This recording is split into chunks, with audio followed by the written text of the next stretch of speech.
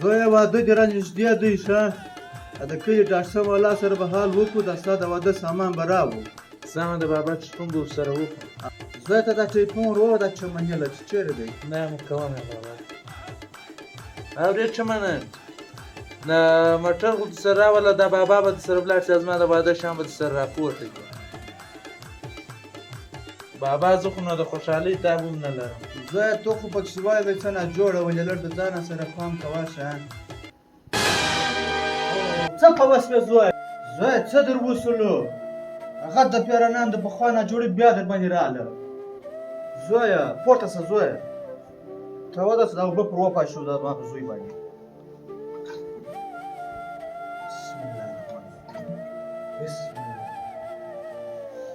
زوی څه در وسولو بابا مخ بیا د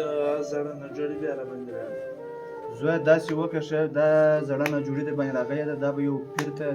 تا به ښکاره کړو یو تګ غواړي پیر ته دا واده دې هم رانږدې دا ناجوړي هم در باندې راغله دا به نو څنګه شي ځان نو پیر له به ورسو راځه زویه اوس به ورسو پیر ته به یو ښکاره کړو زویه دا خو ډېره خطرناکه ناجوړي هم ده راځه جمعه ګله زویه پیر ته ځه بابا راځه زویه مورده د ساره څه نه د سلاب راغلی دی نه یو څوک راغلی دي چې چانس پر وو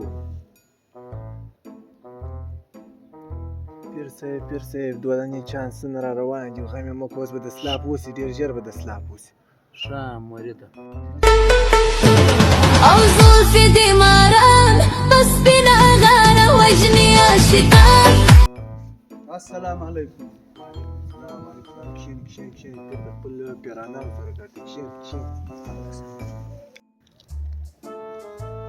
و پیر ته ووایه دا زما زوی ډېر سخت ناجوړه دی واده یې هم دی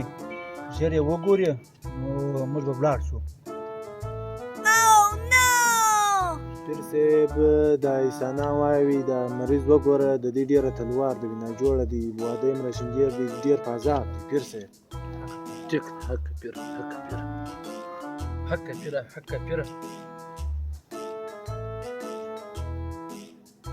دی ناجوړه دی و پیر صاحب دی ناجوړه دی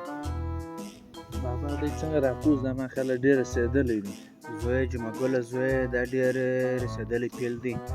دا ډېر پوه پیر دی حق پیره دا ما بیچتس حق پیره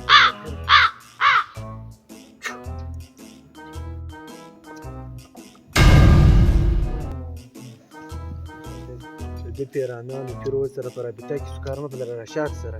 ټیک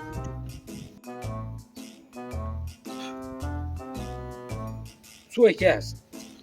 زه ور یم Oh my God. د څنګه وایې زه به دې اوس خوښ سم د څنګه ما خرابې زه به دې ریښې در وکاږم زه به دې اوس خوښ